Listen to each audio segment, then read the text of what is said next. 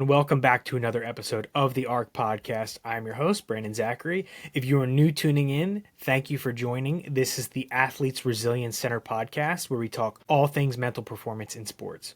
We have another awesome episode for you this week. We interviewed my former coach, Coach Rich Gawlak, who is now the head baseball coach at Stockton University. We dive deep in this episode, and I think I really appreciate Coach Gawlak coming on here and being transparent with his story. I think we dive deep into his journey and we go over a lot of things that maybe he hasn't talked about previously. He goes over his kind of high school career, going into his collegiate career, kind of taking a JUCO route when that wasn't the plan originally, playing at my alma mater, the College of New Jersey, and having success there, then going into his role as an assistant coach at the College of New Jersey, what that identity shift looked like from player into becoming an assistant coach, then coaching there for over 10 years, and then becoming the head coach at Stockton University. I think we go over a lot of different mental performance insights from his perspectives and insights across his playing journey and then leading into his coaching journey. And then we talk about building a culture and establishing a new set of standards for a program at Stockton University. And I think he shares a lot of valuable information for both current players and recruits. And I think this is very informational and something that we're really appreciative that Coach Gawlak came on here and shared with us today. So thank you guys for tuning in and joining, and I hope you guys enjoy the episode.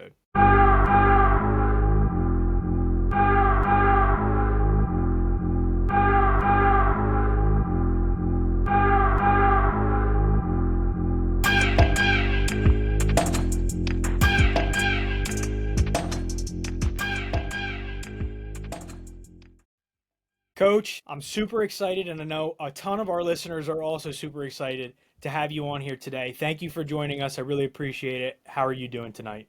I'm doing well. Thank you guys for having me. I'm pumped up to be here and have the opportunity to do this. Yes, sir. We're juiced up. This is a long time coming. When we started this, you were definitely a name in my head that I really wanted to have on the pod. So excited that we got to make it work and we have you here. You're staying late in the office in order to do that. So really appreciate you taking the time to talk with us and share your journey. But I'll start this off like we do every interview. I'm going to kick it right back to you, and you can kind of lead us through your journey on how you became the head coach at Stockton. So starting, I guess, everybody plays baseball. You start as a young kid. I really struggled when I was little. Was fortunate to have a couple of really good Little League coaches that kind of shaped me and kind of helped get me in the right headspace for some stuff. And, my dad probably at the top of that list. Fortunate enough to have him coach me from, 3 years old up to 18, 19. Yeah. Pretty cool experience. Was a pretty good high school baseball player, was a preseason All-American, kind of, working my way up on some draft boards and stuff like that. And going through high school, make the Carpenter Cup, have a really good junior year, go to a couple All-America festival program, showcase stuff, do really well, get an offer from Purdue to play, getting ready to accept it my senior year. I was a three-sport athlete in high school. I decide, I'm going to give up football and basketball and, focus on baseball. And the coaches, Coach Schreiber and Coach Murphy, they call me up and they're like, listen, man, you're an East Coast dude. We love those guys. We're trying to bring some toughness out. Go out and play. Do what you got to do. It's why we like you. Play football my senior year. Wind up getting hurt, tear up my shoulder pretty good. Play my senior year hurt. Don't catch a whole lot. Go out early to West Lafayette, Indiana, and banged up, can't really throw, can't lift my arm, and they're like, you're gonna have to redshirt and probably taking some money away, and I just kind of pulled the plug on it at that point. Went home, went to Mercer County College, got shoulder surgery, and that was kind of a long, dark journey. It was pretty bad, so I wound up through football, when I got sacked, I wound up dislocating my shoulder, and I wound up tearing my pec, my bicep, my labrum, 3/4 of my rotator cuff, and I had a fracture at the top of my shoulder, the acromion. And so was kind of a pretty extensive surgery. Yeah. I got 4 anchors in the back, a couple of screws, a metal plate. They kind of realigned where my bicep and my pec attach up underneath the armpit. And Oh my gosh. it was pretty weird. So the doctors were like, "Hey, you're probably not going to play baseball anymore." Yeah. And so for probably like 3 or 4 months, I was pretty down in the dumps. Yeah. Again, fortunate my mom and my dad were kind of around. They gave me a good kick in the butt. Yeah. Um, and kind of pushed me back in the right direction. I had a good physical therapist who like really kicked my butt through the process and got me way ahead of schedule. I was throwing a weighted ball lightly into a trampoline like 6 months after surgery. I wasn't supposed to be doing anything for like 8 to 10 months, and the doctor Yeah. was like, "What the heck is going on?" um, I finally got back. It took like a full year and a half to get back to playing. When I got back to playing, it was a little ugly. Couldn't throw so great. Right. But wound up getting back through it, and then kind of had some decisions to make on where to go to school. Wound up at TCNJ. Had a Let's couple, go. yeah, had a couple of really good years there as a player. Was looking to continue a career afterwards. Some things in indie ball didn't quite work out the way we were hoping they would. Was going to go hop on with the surf. They wound up having some financial issues and getting kind of shut down. And, I was fortunate enough to have a good mentor in Coach Gloss. And he asked me to stay on as I was finishing up my student teaching. And that's where my coaching journey began, was at TCNJ as I was finishing up student teaching. And I stuck there for like 11 or 12 years. Bouncing through different ranks, had the opportunity to coach you, Zach, and Yes.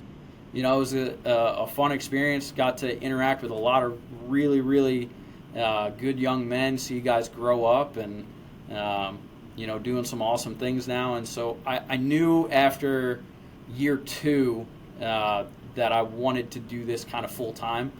At some point, that was always kind of a goal. I knew I wanted to coach at some level, just didn't know where. And the college game just really, really scratched a big itch, and so Yeah. wanted to be a part of it and was going to do anything I could. So lucky I was a school teacher and coaching as an assistant at TCNJ, and the school I was at, Spotswood High School, was giving me some pretty good leeway to be able to run back and forth from school up to games Yeah. and practices, and all the while Coach Gluss was giving me opportunities. I started as just calling pitches, then it became putting defensive plays on, and then it became kind of the assistant hitting coach. I dabbled in some assistant pitching coach stuff at some times. Was an definitely. outfield coach, an infield coach, first base coach, third base coach, associate head coach, kind of ran the gamut. And he really gave me an ability to grow as a coach, and really put me in some good positions. And I guess 12 years into it, Stockton opened up. Strange because a school that I competed against as a player, Right. in the NJAC, and then again as an assistant for 12 years. So it was interesting hopping across the board, but that's kind of been where we're at, and taking over a program that we kind of had to build. Really proud of where we are. 24 regular season champions, first time in program history. Yeah. Coaching staff of the year in 24. Doing some really good things. We've had a bunch of top recruiting classes come in, got a lot of talented players, and so it's been really fun growing this thing and Yeah. putting it together. No, thank you. I mean, your journey's very unique, and thank you for sharing all of that, because I think it's really cool to kind of see where you started and now where you're at. And of course, like you said, you coached me at TCNJ, so it's really cool now to see you have your own program and be able to mold it and recruit and kind of shape the culture the way you want it. And I love seeing from afar that you guys have the success that you guys have had so far, even just in the short time you've been there. So that's really cool. But I think in your journey, think I'd be doing a disservice if we didn't jump back to your first, I guess, obstacle that you faced, right? Like, kind of seemed like, I know you'd never say it, but I'm going to say it. Like, everything in high school was kind of going right for you. You kind of seemed like Yeah. you were the man a little bit. You were quarterback of the high school team. You getting an offer from Purdue and playing baseball and having success. And then you face that injury, right? And I'm sure at that time, like, that's the worst thing that could have possibly happened to you, of course. But of course, in the long term, probably seemed like a little bit of a blessing in disguise with the path that you were able to kind of get onto. What was that time like for you as a, high school student going into your first years in college, playing at Mercer, when that wasn't really the idea for you that you had in your head initially? Yeah, it was a challenge, and especially that first year. When I came back, I told my parents, I was like, in the fall we're going to see if we can try and make this work. Yeah. And I just couldn't. I couldn't swing. I couldn't throw. It just Yeah. wasn't happening. And so we kind of sat down and went through this plan. Got a couple of different doctors' opinions on how to go about things, and it was pretty dark when the doctors. The first doctor I went to was going off of a scan that I had had from my senior year of high school after the football game, like 3 weeks after the football game, and so not everything showed up. And then when I went to the third doctor, Dr. Abrams over at Princeton Orthopedic, guy took great care of me. We got a new scan, and he was like, "Oof, your shoulder's mangled, man." Oh. And so he was like, "Here's what we have to do," and he was kind of laying out, maybe not being able to play, and that was a pretty good gut punch. Oh, big time. And so again, like, super fortunate that had a really good support system at home. Yeah. Had some really good mentors to be able to bounce some stuff off of. But yeah, certainly not ideal. Yeah. So going in, life was pretty good. You're flying pretty high. Things are coming course. pretty easy, and then you get snapped back to reality a little bit. So it was tough. But I wound up meeting, your teammates are always your biggest support system, and community college is a little bit strange because you show Yeah. up and there's a bunch of guys that you competed against throughout high school that some of them you don't really like because of the school they went to, and Right. now you're teammates and you're trying to figure it all out, and it was pretty cool to see guys that, man, you really go to war against. A lot of the time you become super close, and so those guys were kind of pulling me in the right direction, and I wound up being the stat keeper that first year at Mercer, so I could be just around it because I'm a baseball junkie at heart. Yeah, of course. And so was able to be around the guys for that full year, and then coming back that following fall, still couldn't throw but could swing a little bit, and the swing was still pretty good, a little less power than I had previously, but could go out and compete. Yeah. And then when I was getting ready to go back into games to throw, I just wasn't the same guy. I had a pretty good arm in high school, was like up to 88 off the mound, and was able to throw it pretty well from behind the dish, and that was not happening post surgery. Yeah. So it was interesting for sure. Went through the first year at Mercer, had a really good year. Was an all-region player. We made the region playoffs, lost I think in a regional final or something like that. And then that second year was not pretty. We hit a bunch of struggles as a team. Yeah. Me personally, I had some struggles and wound up getting hurt. I broke my hand and tore a ligament in my thumb. I tried to play through it for a little bit. We were kind of shorthanded, and so I came back a little early, and just wasn't great. Wasn't great. So, I think some of the big things that I took away from some of those struggles were, I was a super fiery guy. I'm very competitive. Yeah. But I kind of learned how to check some of my emotions a little bit better. Right.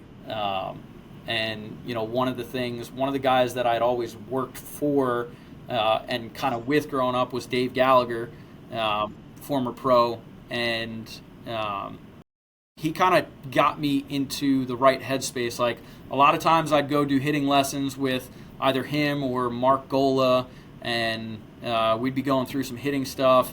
But like Dave and Mark were really good about talking the mental game while we were going through hitting. Yeah.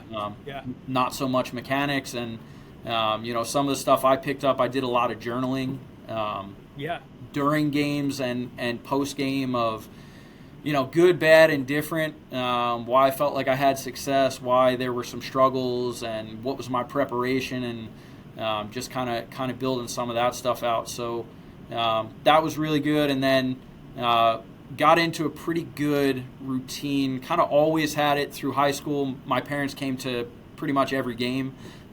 Mercer was nice because it was close.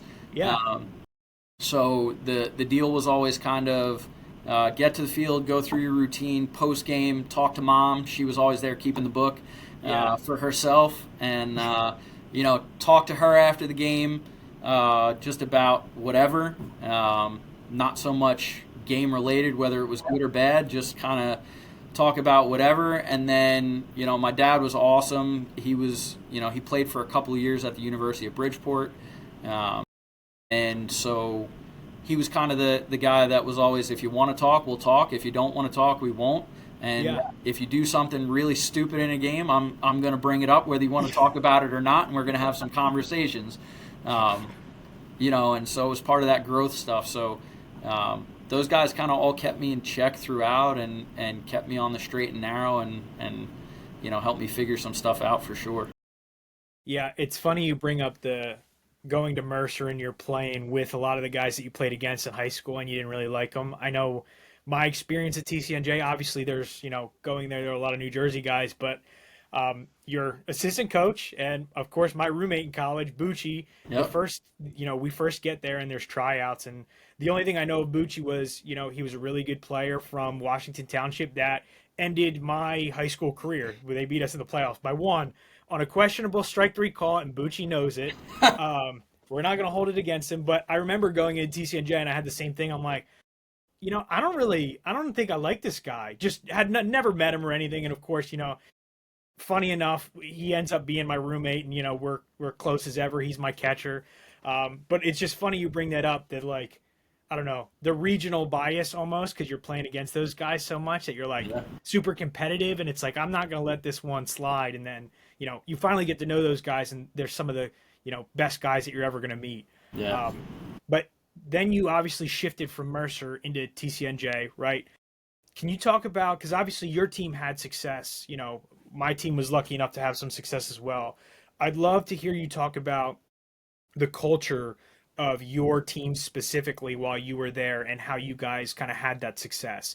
And going from, like you said, a Mercer team that might have struggled your second year into a program that at the time you guys had already, like TCNJ was a successful program at the time already, correct? So going into that culture, what was that like, and kind of what were the, I guess, main factors and pieces that brought you guys all together? Man, that was hard.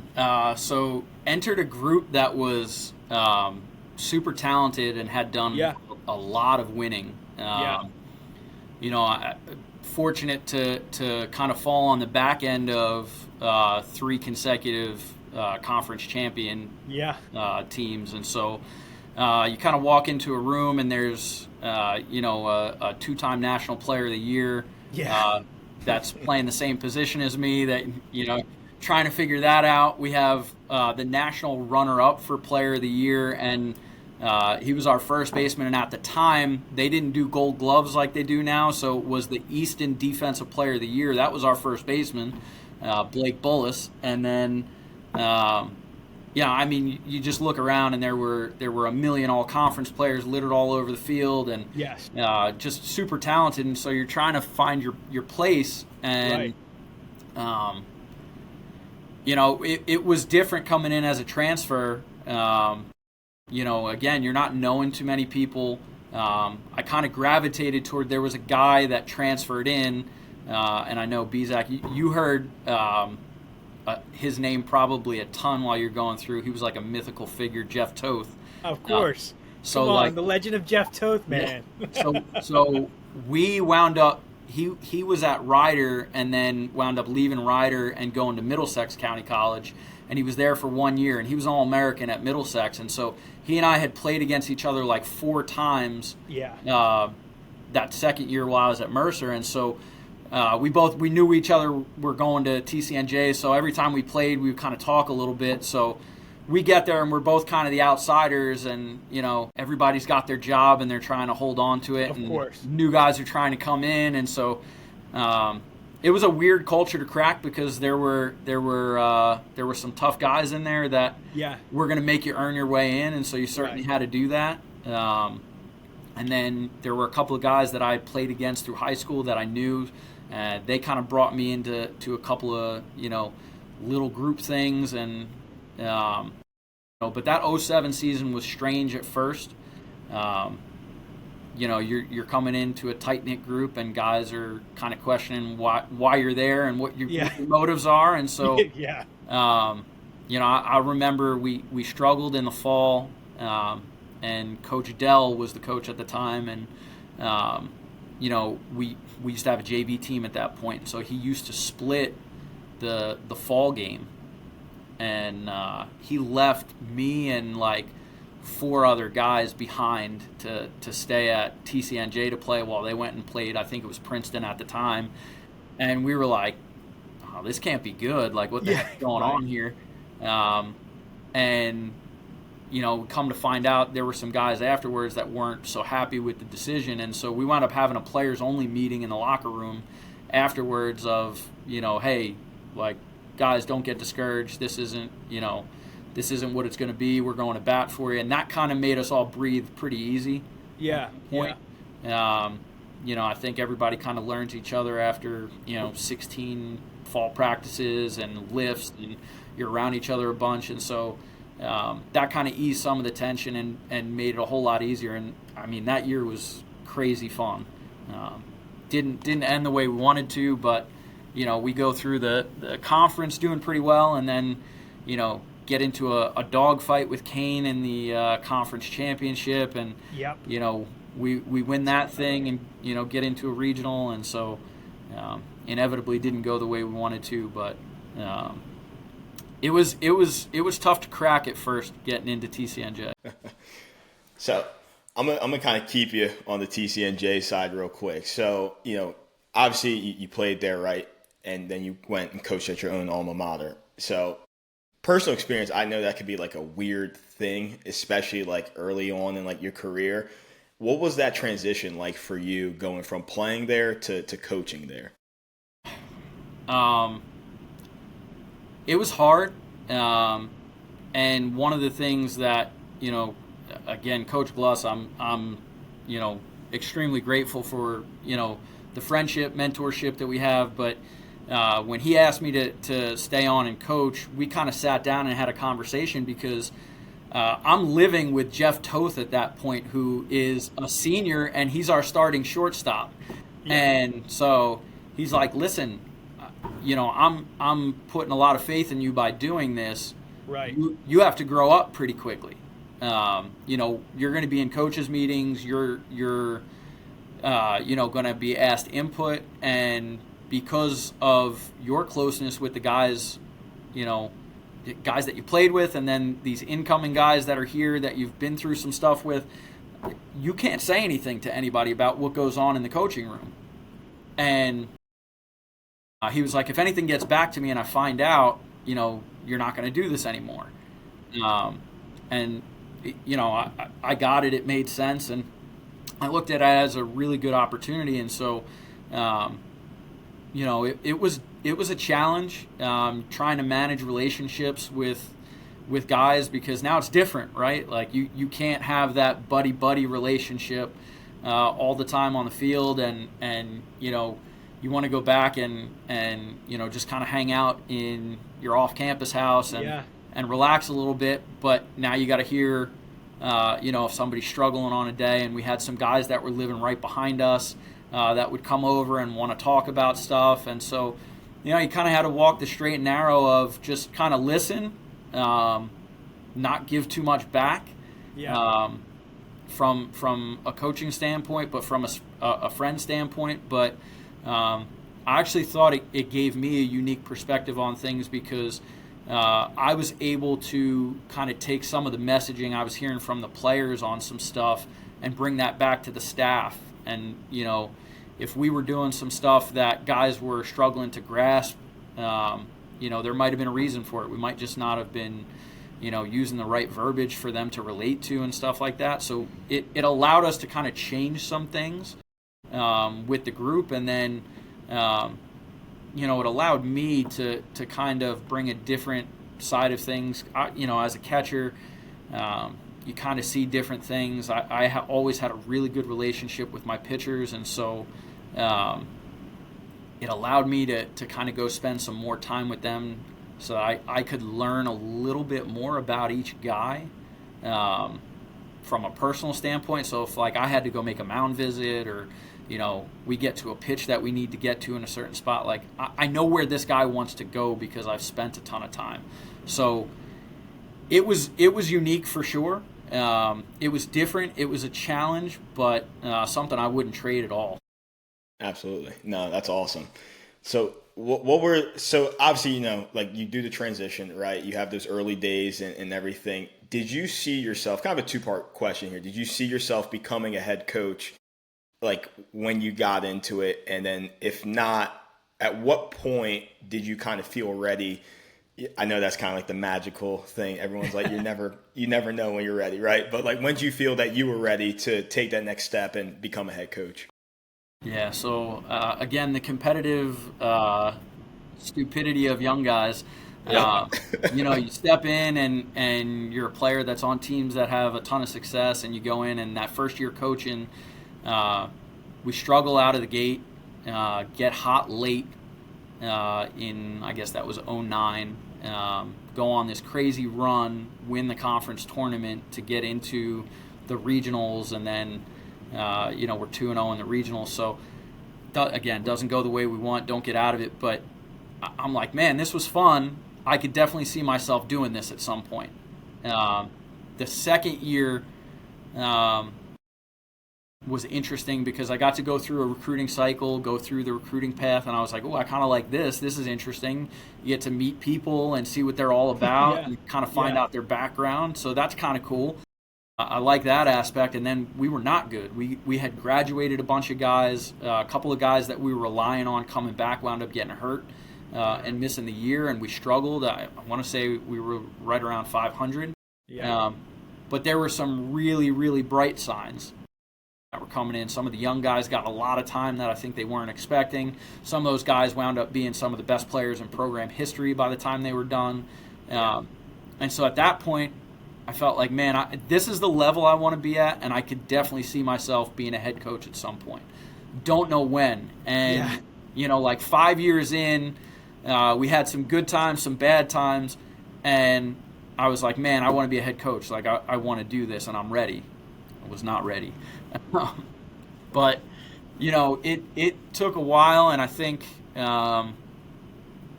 probably around year 8, Coach had given me a whole lot more responsibility, and we had started to have a lot more success. We were getting the guys we wanted that were really good fits. We were fortunate some of those older guys were able to leave a pretty good foundation for the younger guys coming in, and what to expect. And at that point I felt like on field I was definitely ready to probably take over my own program. And then it became being pretty selective of where I wanted to go, what lines up with who I am, and asking my wife to take a pretty big leap of faith with me, going through the process. So then it became about being pretty selective in the process.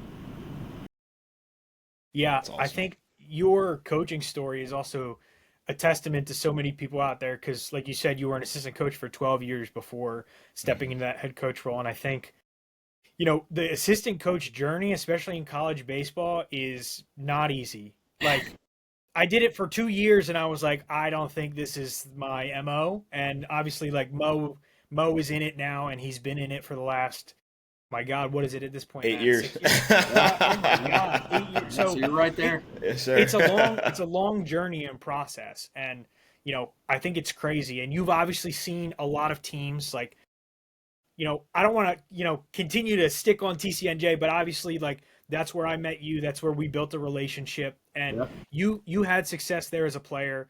You've coached some successful teams there as an assistant, right?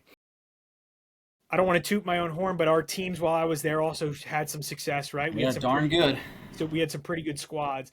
I'd love to hear you talk about, I guess, some similarities and some differences between the cultures and the guys we had on your teams, and then once you got to my years that were there, that we had some more success. Because I know my freshman year and a lot of the years leading up to that, there was kind of a drought of not winning the conference championship was a little bit abnormal for TCNJ standards. So I'd love to hear your perspective on similarities and differences between those two eras, I guess. Yeah.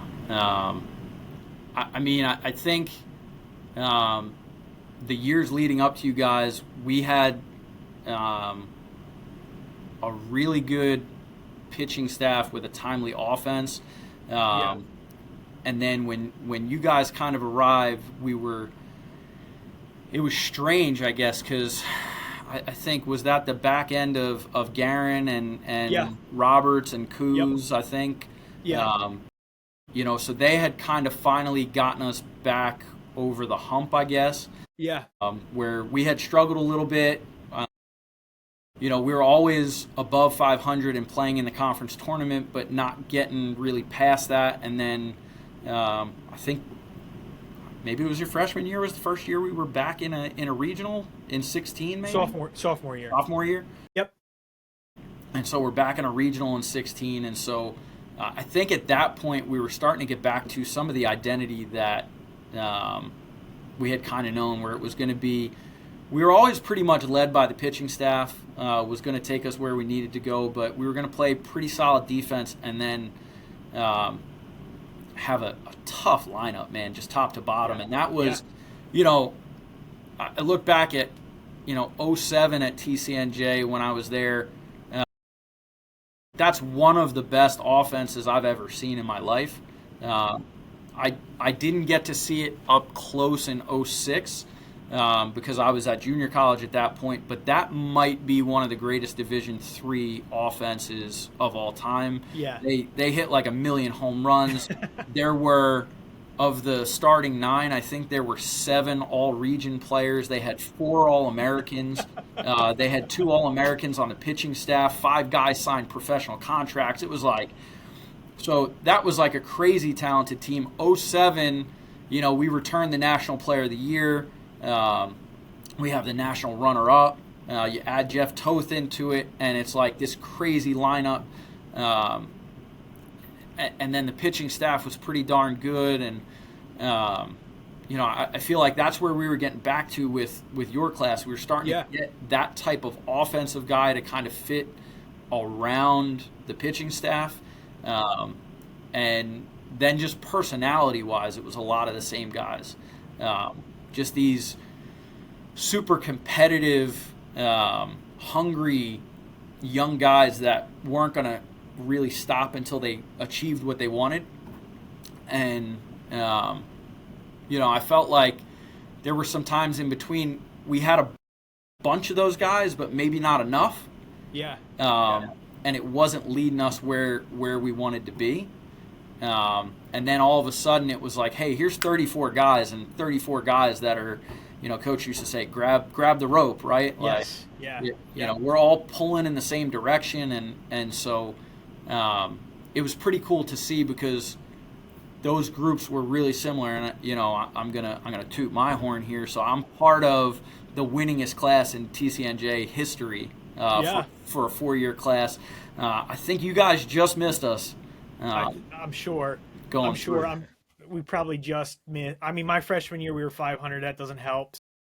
Yeah, that doesn't help. But yeah, I mean, you guys had some impressive squads. Yeah, and like I said, I walked into it. They were kind of established at that point, so it was pretty cool. But yeah, just looking at the two groups, I just think the mentality was very similar between those two groups. There was just a bunch of guys that were kind of locked in and ready to go to work every day. We want to take a quick second to let you know that today's podcast is brought to you by the Philly Pretzel Factory of Marlton, New Jersey.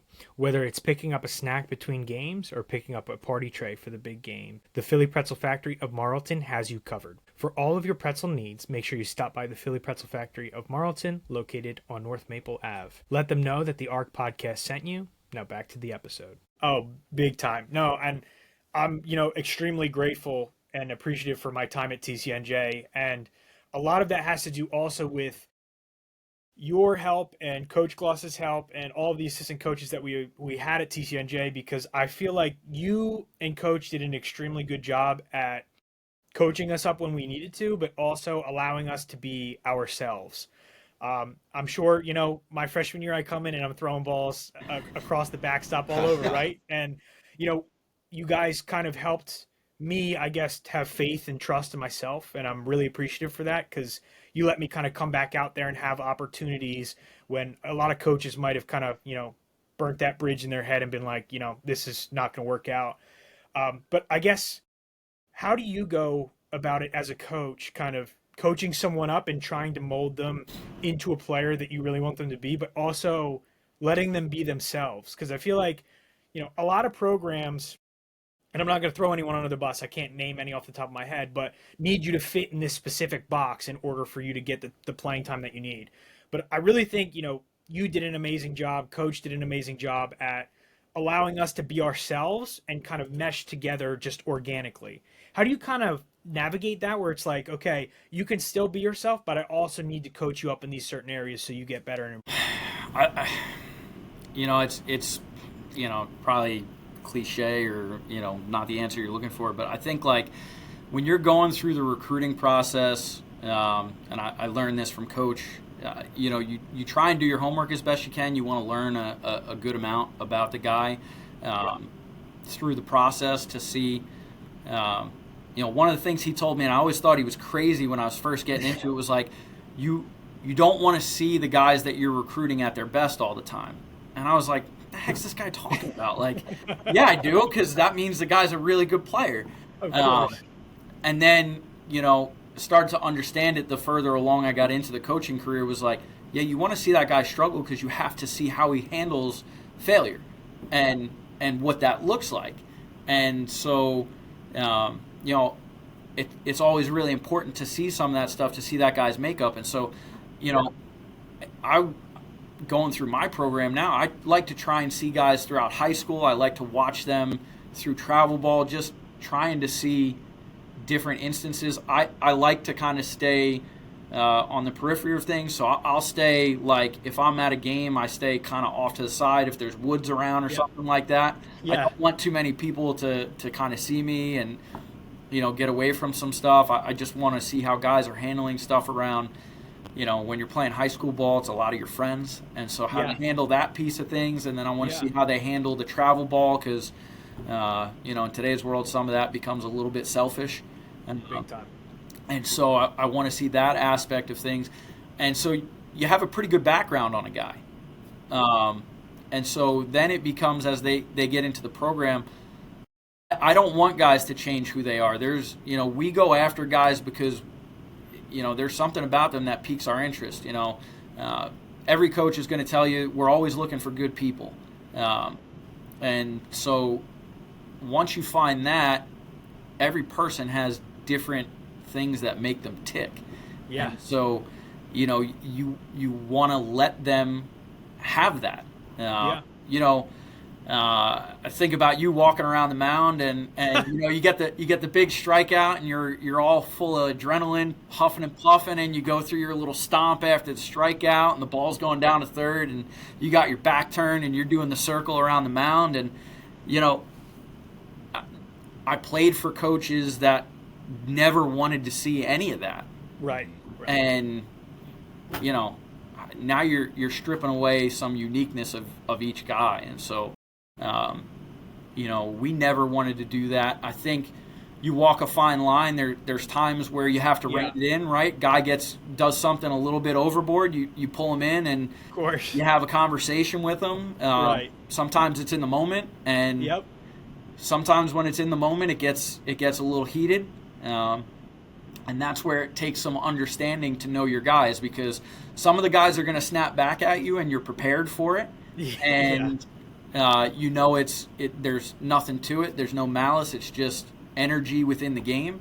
And then some of the guys need the kick in the butt to get that out of them.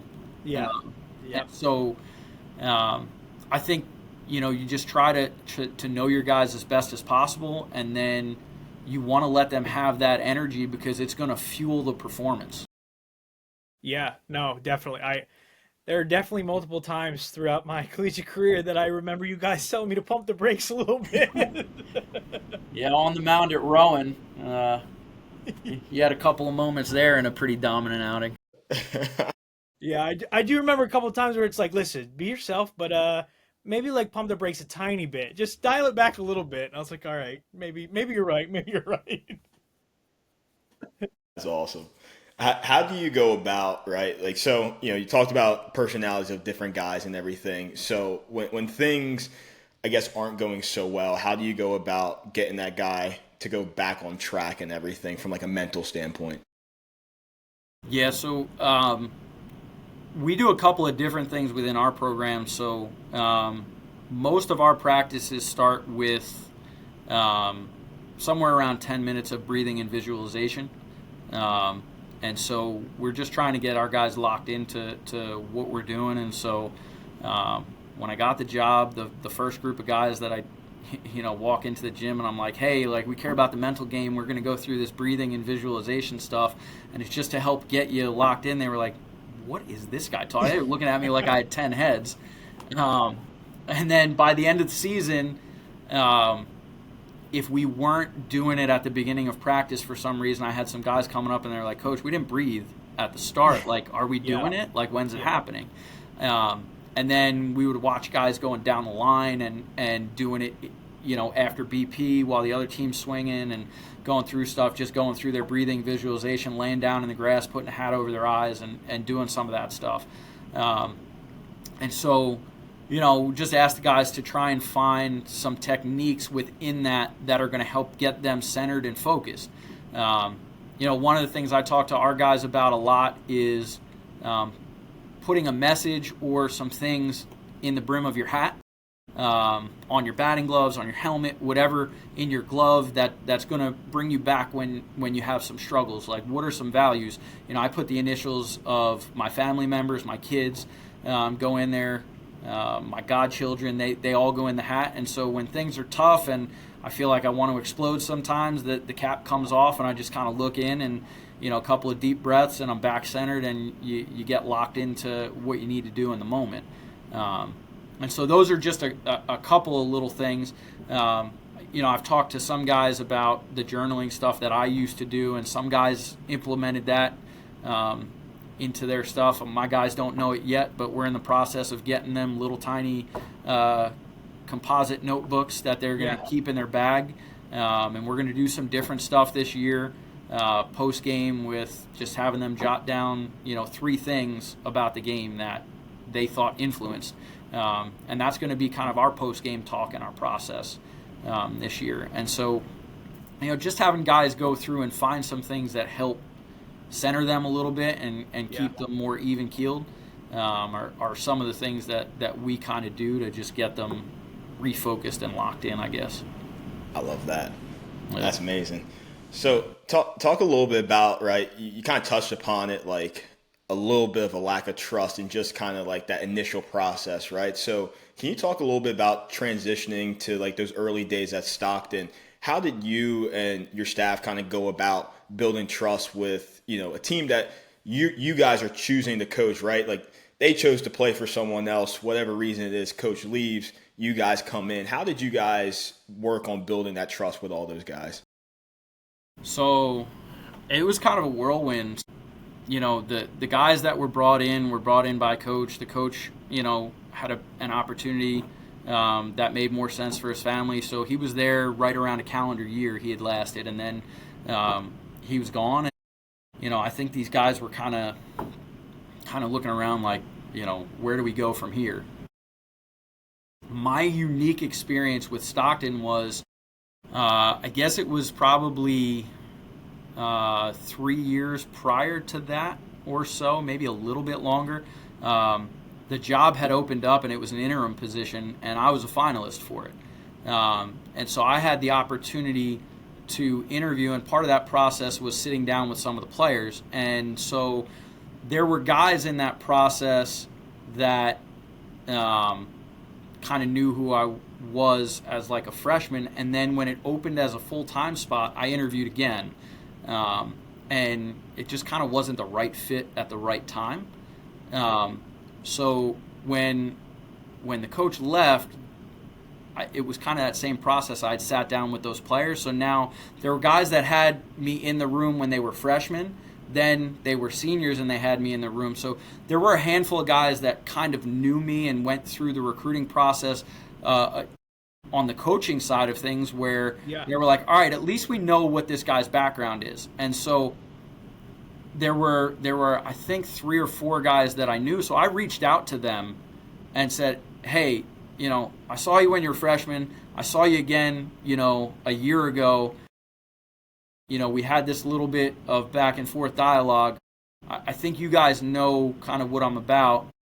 Can you just get to the players and kind of let them know, like, hang tight here, because we're going to be in a good situation? Because I guess, trying to think back exact timeline of things, like the previous coach left in like at the end of October, and they were going to go through this hiring process, but because of my teaching contract, they couldn't announce anything until February, like officially. So it was like this process of guys like, do I jump ship? What do I do here? We don't know who's going to be a coach and how it's going to work. And so I guess they hired me in December, but it wasn't official until like February 18th or something like that. Yeah. So I wound up having a meeting with the guys right when they came back in January, and I was like, look, I'm all in with you guys.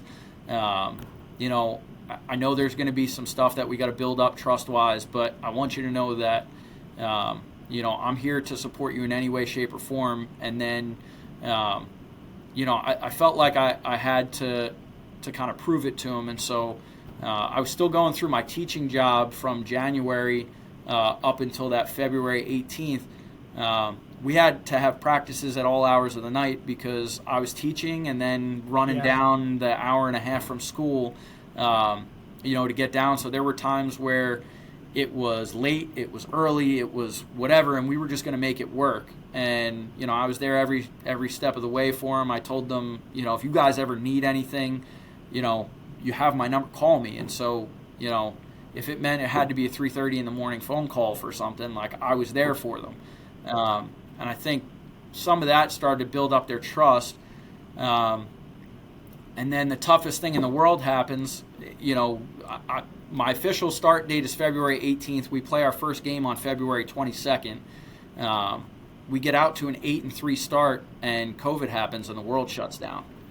And so just this crazy, unique experience of, I'm doing my dream job. This is everything I've always wanted. And, here we are and the world shuts down and you have no idea what's going to happen. Are we even coming back to baseball at some point?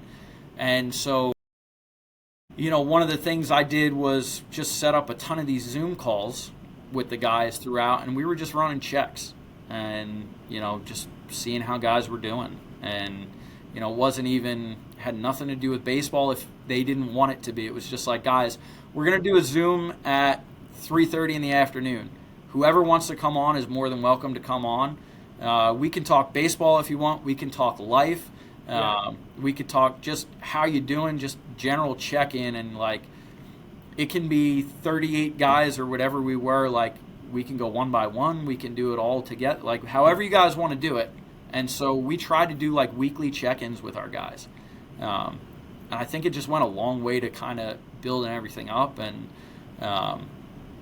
coming back in 21, I felt like, we didn't get to recruit that first year. coming in because of the start date. We didn't get to recruit in 20 because of COVID.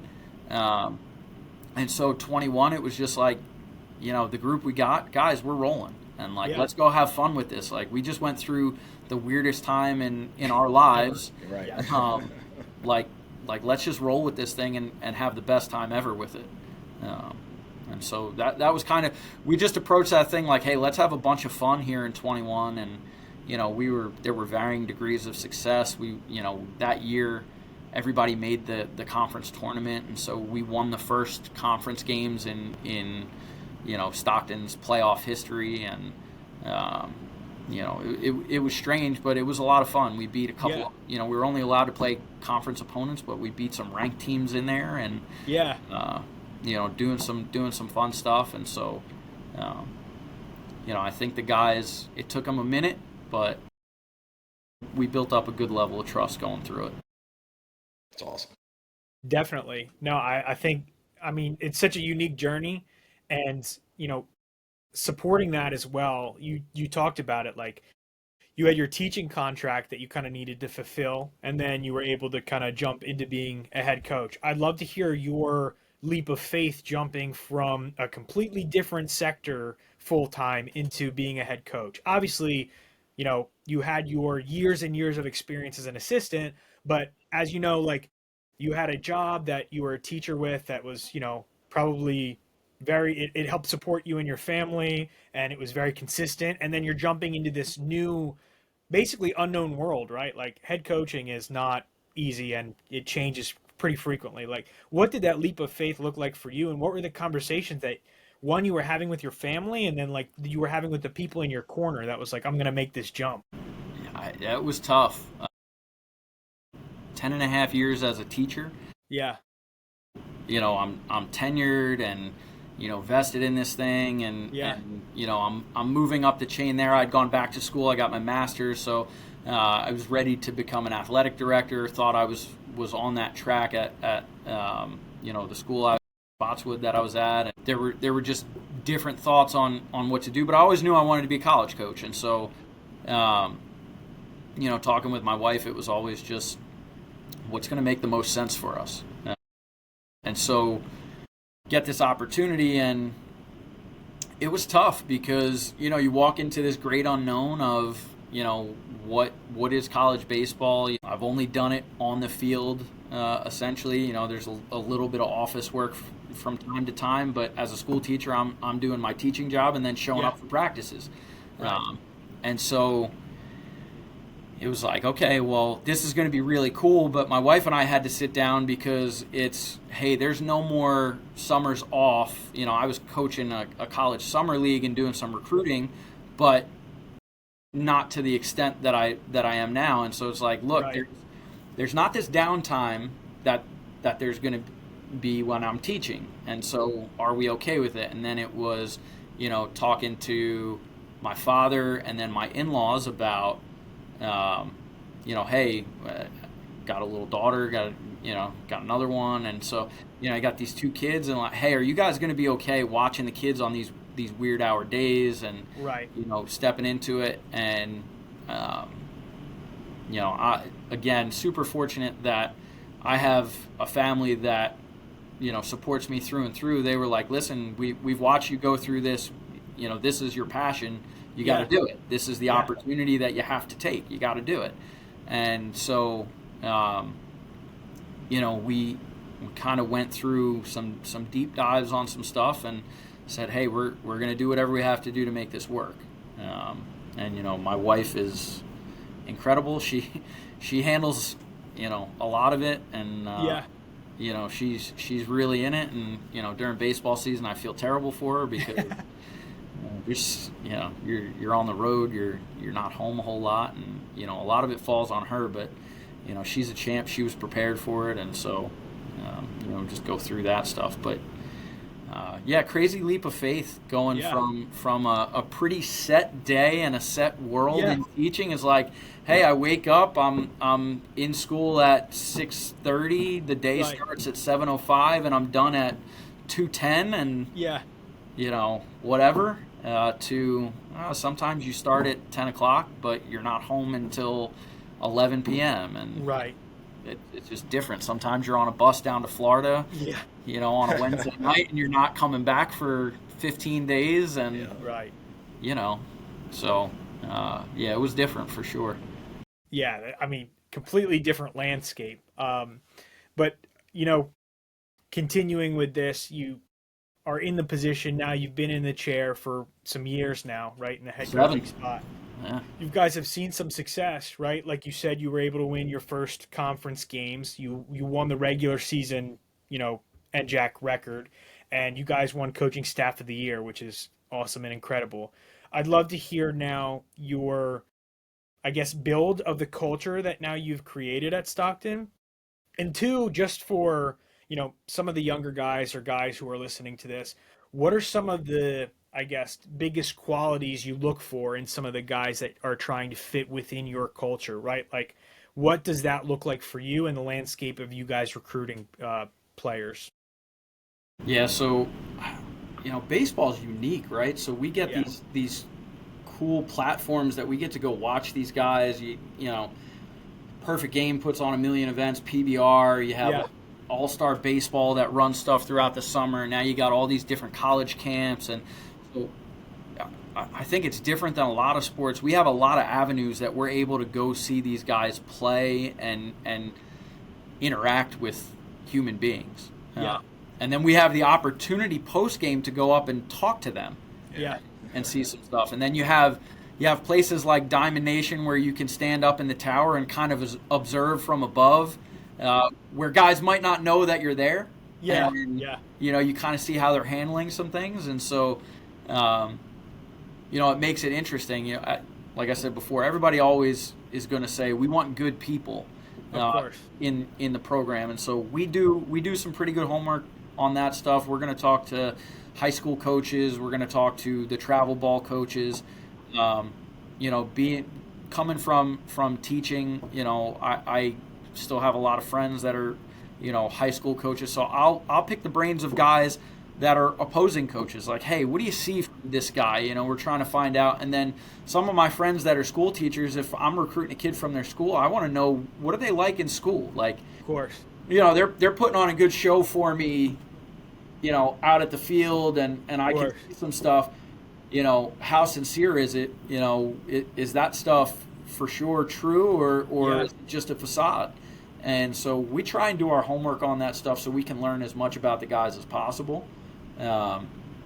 We do a longer recruiting tour with our guys. It's a couple hours we go through, and I ask them a bunch of different questions while I'm showing them campus and everything, because again, you're just trying to learn what makes them tick. And then when you get them into the program, you're pretty confident at that point, like, you've got a high caliber human being here. Right. They're talented, and you hope that it shines through, and you hope you've done enough homework where when they get away from mom and dad for the first time and there's things at their disposal, baseball is still at the top of the list of things that they want to get done, along with going and getting that degree. You hope they're pretty well locked in. Some of the things that we try and do with our guys, especially the newer faces that come within the program, we try to meet with them pretty frequently early on, just to make sure landscape-wise they're absorbing campus life all right, and they're intertwined really well. Move-in week for us, all of our upperclassmen are down here already. So we make sure they get together with the younger guys, so everybody kind of knows who each other are. We don't start right away in the fall, so like our fall season right now hasn't started. We start next Wednesday. That gives our guys a week and a half to 2 weeks of time on campus, going to class and being able to be around each other, just to kind of learn who each other is and learn the college landscape and stuff like that. It gives them a good ability to do some exploring around baseball. And so our guys currently, they've spent a bunch of days together, just kind of hanging out at this point. And so it's less work for me. It was one of the things I told our guys when we got here was, look, I need you guys. This is your program, right? It's not mine. I just kind of, I'm the one that sits here and tries to make sure we don't go astray, right? Of course. Like Right. this is, you guys are going to mold this thing the way you want to mold it. I'm just trying to keep everything in line of what your goals are and what you have set out. And so, they're kind of the shepherds in this thing. They're putting it out there and kind of figuring each other out, and we're just kind of trying to help them along the way. The culture stuff for us, we do, player intros. So they have to sign up and they have to talk in front of their teammates about, we did the similar thing at TCNJ. Hey, how did you get here? What was the process? Why are you here? What are your goals? And what's your background? Give us a little personal tidbit about you. Yeah. And that kind of, everybody comes from a different walk of life. So, and then I share on my side, with the guys, so they understand where their coaches are coming from. All our coaches, go up and give a little talk about who we are and why we're here and what led us into this position and why it's so important to us. And I think that's just an openness and an honesty that I want our guys to have. I tell our guys all the time, they're my kids, right? Like parents are taking this huge leap of faith. They're sending their 18-year-old off to school to a foreign place with foreign people. Like, they want to know that their kids are well taken care of. Well, that's how I look at every guy that comes through our program, whether you're with us for 35 minutes or you're with us for 4 years, or through COVID times 6 or 7 years. I want those guys to know that they're well taken care of and we have their best interest at heart, not just baseball. No, definitely. I think, you've done a fantastic job so far with your time there, just kind of showing that, and the results kind of follow, right? And I think you guys are going to have continued success, but kind of leaning into that, this is kind of the last question before we go into the Fast Five segment. But for you, right, I'd love to hear, it's kind of a loaded question, but I would love to hear it. What are, some of the visions and goals that you guys have for the program? I know you, and I know the competitor that you are, and, you got Bucci and Brian over there as well on the staff, and I know they're equally as competitive, and I'm sure it's, to be the top of the top, but I'd love to hear from your perspective what your goals and visions are for Stockton. Yeah, I think, we're in a really good place. Kind of took over a program that was struggling to find an identity and to find what made it tick. And, I think we found that we put our young guys on the field a lot of the time pretty early, and they're the guys that, kind of make us sink or swim. We're not huge into the portal. We'll bring a transfer in here or there if it makes sense. Most of the time it's a guy that I've had a background with. We don't just arbitrarily pull guys out, because I want to make sure that they're guys that fit the culture and the identity of who we are. And so, I trust our guys, and I'm always excited to see them grow and to build. And so, I think we just continue on that path. We've won a decent number of games here. Obviously, you always want to win more. It's never, of course, unless you're coming home with a trophy, it's never enough. Right. So we'll always want to be, a team that's building and hopefully we're considered a regional powerhouse, and we're competing for a World Series, pretty consistently.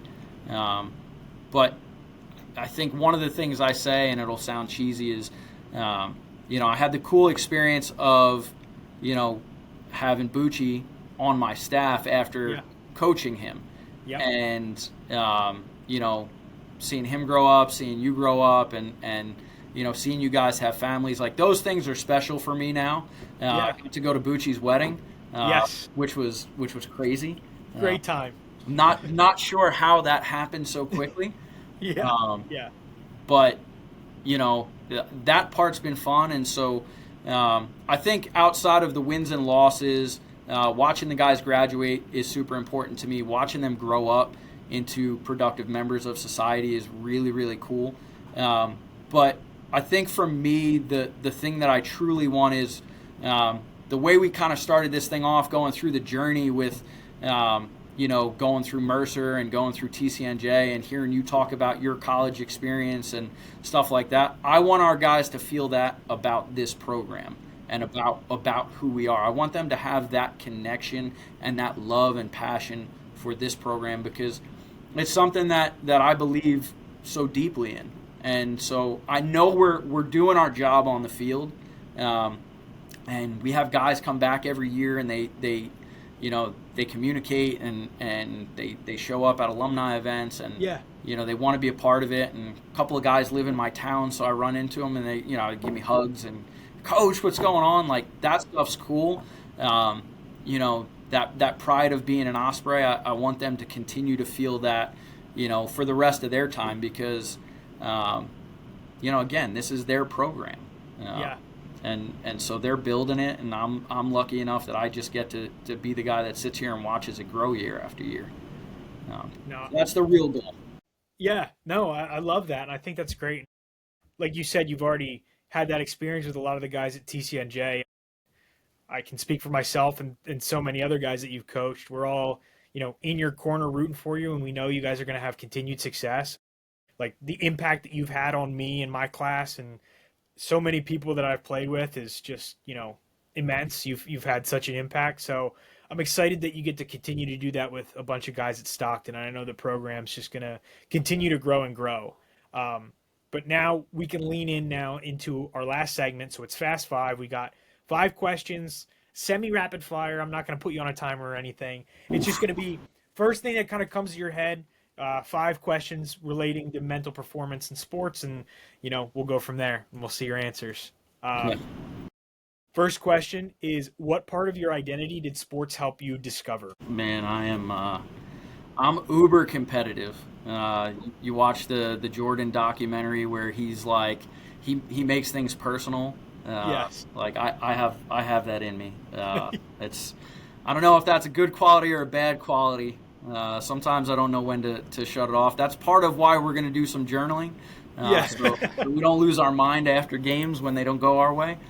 But that competitive nature for sure. I love that. Question number 2. And again, some of these we probably talked about. If you want to repeat the same thing that you had said, that's totally fine. There's no rules for this. Question number 2 is, looking back, what moment felt like the end for you but ended up just being a new beginning? I got 2. So one, the shoulder injury, crazy tough. No idea what was going on there. The second one, you kind of lived through, lost my mom in 17. Super tough. We went out to a regional in Syracuse. She was real sick heading into that regional, and about 25 minutes before I was getting ready to hit the road to Syracuse, got a call and thought things were not going to go so well, and so I had called coach and said, I'm not coming. I'm sorry. I felt like I was going to let you guys down, and then I got home sitting with my mom, and she was like, you got to go. And I was like, what are you talking about? She was like, this is something you love, you got to go. You have to do this. And I was like, I'm not going. And she was like, you have to. Went, she hung on, got to come home after the regional and got to say goodbye. And, she kind of said to me, you're going to do this someday. So when she passed, it was tough. It was a weight. It was a little dark. Of course. But that was kind of, one of the things I put in the back of my mind was, hey, she said, you're going to do this, so you're going to do this. Like, you just head down, keep grinding, and get through it and do this thing. And so, fortunately, here we are. Yeah, no, that's amazing, and I really appreciate you sharing that with us. And it's awesome to see that you're, fulfilling that and living that out. So that's, amazing. That's awesome. Next question. When everything around you is chaotic, what's one thing that brings you back to center? Yeah, so again, I go back to what I tell our guys to write in their hat. So, pick a message, pick something that gets you back. And so it's those initials of my family members, my mom, my dad, my wife, my kids, my sister, brother-in-law, my godson. They're all in there. And so when it's not great, when it's not what you want, that's my reminder that it is just baseball.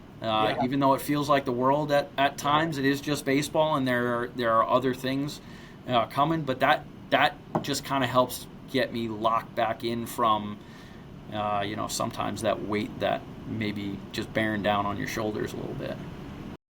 Now, I was a big right in the hat guy as well. My brims were always carved up pretty nice, so I definitely appreciate that. Question number 4, what belief about yourself did you have to unlearn in order to grow as an athlete or a person? So like any limiting beliefs that you might have had. It's cheesy to say that you know everything, right? No, I'm crazy stubborn. Yeah. And so I've kind of had to learn to get away from that, because I get locked into, it had to work.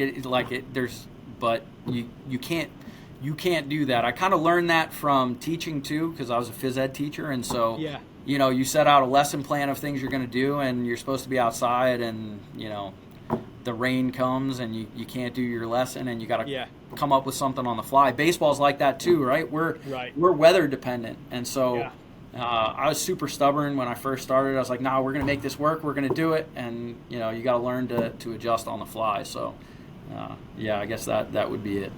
I love that.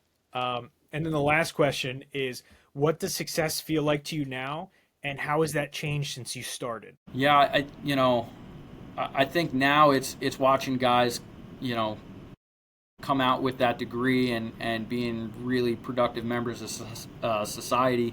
I get this senior class that just graduated was my first recruiting class because of the COVID stuff, and I got a handful of guys that are immediately into their careers right out, and that's really cool to see.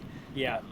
And so that's pretty big success, being able to go to guys' weddings and being able to still have these fun relationships that open avenues like this one right here with you and Matt. So those things are really cool for me now, where used to just be X's and O's, wins and losses on the field. Yeah. You're shaped a little bit differently once you get in the power chair or whatever you want to call it. Yeah. No, definitely. I love that. Well, Coach, that kind of wraps it up for everything. Again, we are really, really appreciative that you came on here and took the time to speak with us and share your journey. And I don't just speak for myself, but I speak for so many guys that played for you previously. I know I've told you this before, but you have so much support behind you and for the program that you're building. And, it really is a pleasure to watch you continue to build that. And I love to see Bucci on the staff. We love to see Brian on the staff kind of getting there and helping the program and get you guys to, become more and more successful. So really appreciative for you to come on and share everything. And, you always have support in the two of us and, the hundreds of guys that you've coached in the past. So I'm really excited to continue to watch your success, as Stockton continues to grow. Thank you guys very much. I appreciate the time. This was awesome for me, and it's been fun watching you guys grow this. You're doing a great job, and so it's just another win for me going on, watching you guys continue to have success and having some fun doing it. So I appreciate the opportunity. No, appreciate it, Coach. Thank you. All right. Yeah, thank you. Everyone else, we'll see you guys next week, and thank you guys for tuning in. Appreciate it.